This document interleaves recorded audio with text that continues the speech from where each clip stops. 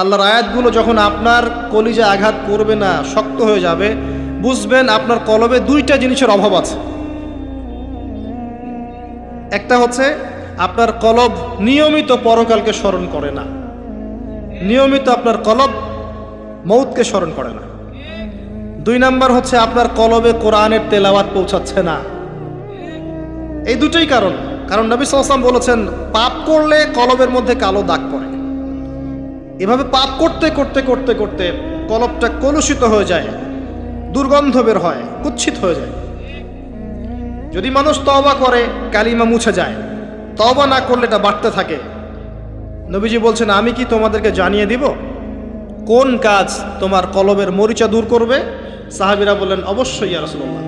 তিনি তখন এই দুইটা কাজ বলেছেন। এক নাম্বার, বেশি থেকে বেশি কোরআন তেলাওয়াত এবং মৌতের স্মরণ তোমার কলবকে পরিষ্কার করে দিবে ইনশাআল্লাহ।